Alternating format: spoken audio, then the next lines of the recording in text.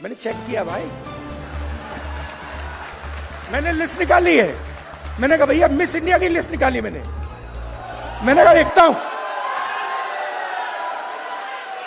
मैं कहता हूं देखो यार, अच्छा अब कहते हैं मिस इंडिया की लिस्ट निकाली मैंने।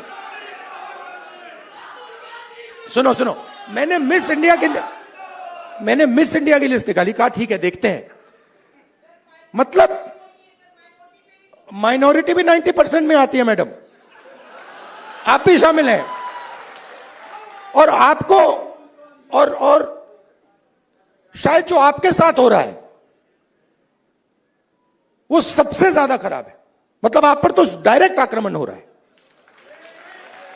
राइट? मगर आप भी 90% में हैं। तो मैंने लिस्ट निकाली मिस इंडिया की। मैंने कहा भैया इसमें तो होगा, मतलब एक दलित महिला तो होगी, एक आदिवासी महिला तो होगी ना दलित है, ना आदिवासी, ना ओबीसी, कोई नहीं। तो डांस गाना चलेगा वहां पे, कोई क्रिकेट की बात करेगा, कोई बॉलीवुड की बात होगी,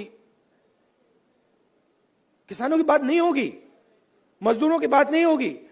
आपने कभी मीडिया में मोची का इंटरव्यू देखा है? बस मेरे चैनल पे आ रहा है और किसी चैनल पे नहीं आ रहा।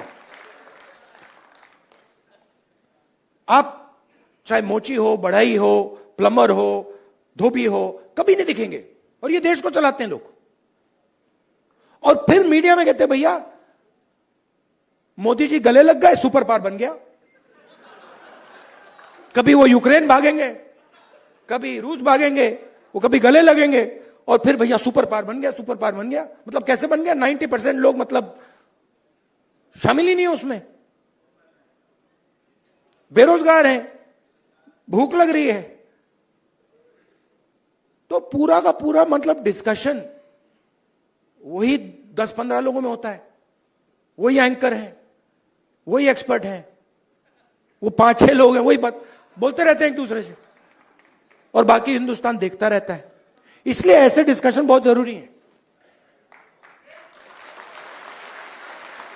कि भाई 90% क्या सोच रहा है, क्या हो रहा है, क्या इश्यूज हैं, क्या मुद्दे हैं। अच्छा आप एक और बात नोट कीजिए, किसी की टांग टूटती है, वो कहता है भैया मैं अस्पताल में जाके एक्सरे करना चाहता हूं। कभी कोई उससे कहता है नहीं करो एक्सरे? कभी नहीं, कोई नहीं कहेगा ना कि भैया एक्सरे मत करो। वो चिल्ला रहा है कि भैया मेरी टांग टूटी है, लोग कह रहे हैं नहीं एक्सरे मत करो। नहीं, बट यहां ये हो रहा है, मैं कह रहा हूं जाति जनगणना करना है, एक्सरे करना है, सारी मीडिया वाले कह रहे हैं नहीं करना है। क्यों नहीं करना है? मतलब हमने उसके बाद एक शब्द नहीं बोला क्या करेंगे, हमने सिर्फ यह बोला कि भैया हमें डेटा चाहिए।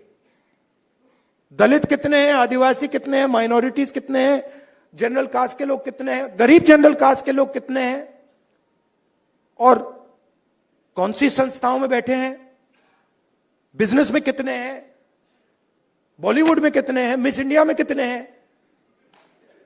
बस हम पता लगाना चाह रहे हैं।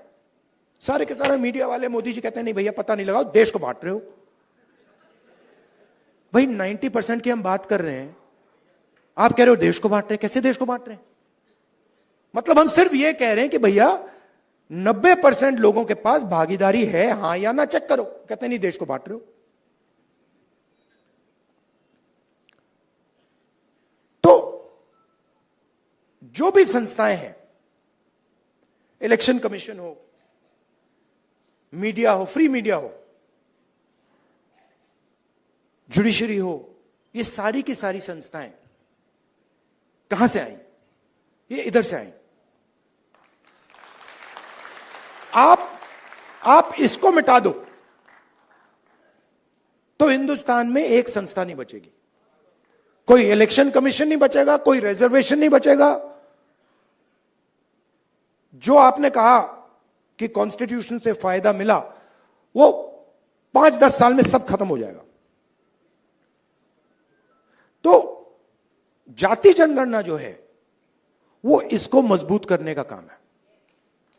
ये आप समझिए। कॉन्स्टिट्यूशन की रक्षा हम कर रहे हैं जाति जनगणना के थ्रू। क्यों? क्योंकि इसको 10% ने नहीं बनाया है, इसको 100% ने बनाया है। और मैं यह भी कहना चाहूंगा कि इसकी सबसे ज्यादा रक्षा आप लोग करते हो। इसकी रक्षा गरीब करते हैं, किसान करते हैं, मजदूर करते हैं, दलित, आदिवासी, पिछड़े लोग, गरीब जनरल कास्ट के लोग इसकी रक्षा ये करते हैं। अदानी जी इसकी रक्षा नहीं करते।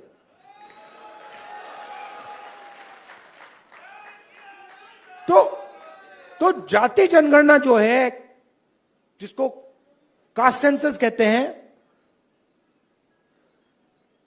इंस्टीट्यूशनल सर्वे जो हम करवाना चाह रहे हैं, इकोनॉमिक सोशल सर्वे जो हम कराना चाह रहे हैं, वो सब इसकी रक्षा है। क्योंकि मुझे लगता है कि अगर हमने 90% को भागीदारी नहीं दी और 90% को हमने हिंदुस्तान के स्ट्रक्चर में शामिल नहीं किया, तो यह नहीं बचेगा। तो इसीलिए यह पैरेलल ट्रैक है। मुझसे किसी ने पूछा, आप संविधान की बात कर रहे हो और आप जाति जनगणना की बात कर रहे हो और आप रिजर्वेशन को 50% से बढ़ाने की बात कर रहे हो। मैंने कहा ये तीनों एक ही चीज है। ये दोनों जो चीजें हैं इसको बचाने की है। क्योंकि अगर हम देश में 90% लोगों को भागीदारी नहीं देंगे तो ये नहीं बचने वाला। और हमारा लक्ष्य इसको बचाने का है। ये हिंदुस्तान के गरीब लोगों का प्रोटेक्शन है, किसानों का, मजदूरों का ये प्रोटेक्शन है। इसके बिना, जैसे पहले होता था राजा महाराजा के टाइम में, जो मूड में आता था कर देते थे। वो मोदी जी मॉडल चलाने की कोशिश कर रहे हैं, महाराजा वाला, वो शहंशाह वाला मॉडल। हमने मोदी जी को ये करवा दिया।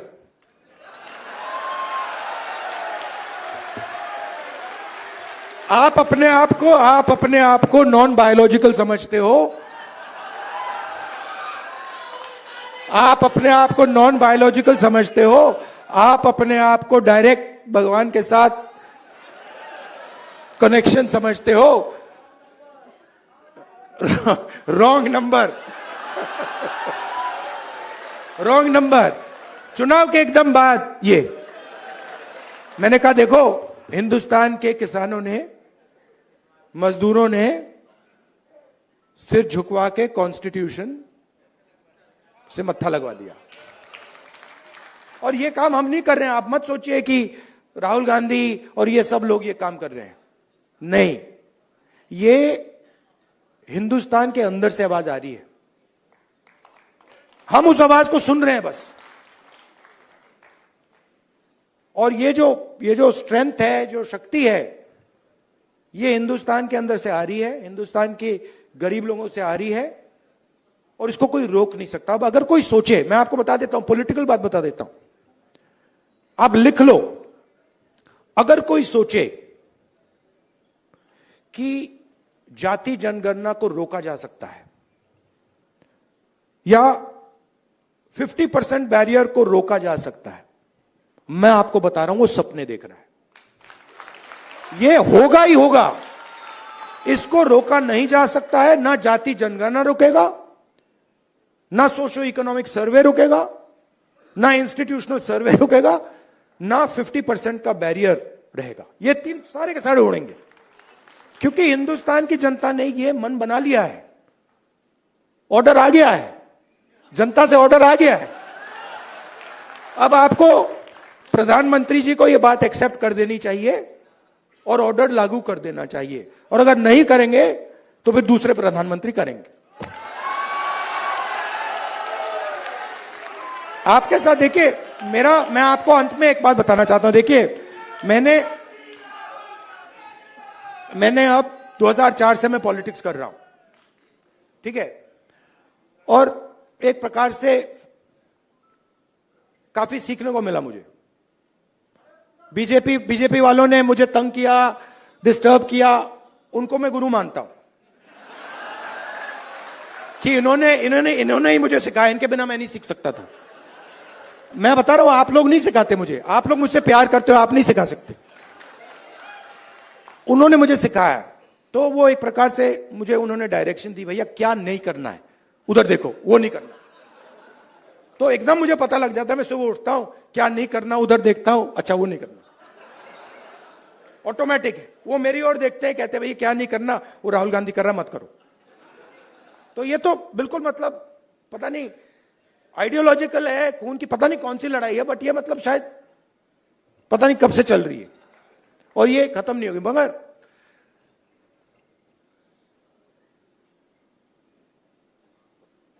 हर राजनेता के लाइफ में,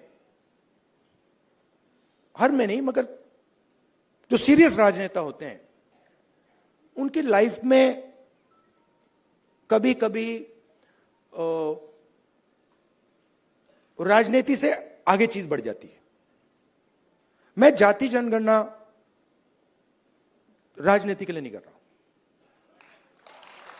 ये आप मत सोचिए, मुझे इसमें इंटरेस्ट नहीं है। मैं पता है क्यों कर रहा हूं, क्योंकि मुझे जब मैंने हजारों लोगों से बात की है, जब मैंने उस मोची भाई से बात की ना और उसने मुझे बताया कि किसी ने मेरी इज्जत नहीं की लाइफ में, मैं इस बात को एक्सेप्ट नहीं कर सकता। मैं इस बात को एक्सेप्ट करने को तैयार नहीं हूं कि हिंदुस्तान में ऐसे लोग हैं जिनके पास हुनर है, एक्सपीरियंस है, समझ है, मगर रिस्पेक्ट नहीं। मैं इसको एक्सेप्ट नहीं कर सकता। बाकी लोग एक्सेप्ट कर ले, मुझे कोई फर्क नहीं पड़ता। तो मेरे लिए ये औजार है, जाति जनगणना हो, 50% रिजर्वेशन हो, मेरे लिए ये जो हिंदुस्तान के जो आत्मा है, 90% जिसको मैं कहता हूं, गरीब लोग हैं, किसान हैं, उनको इस देश में शामिल करने के औजार है।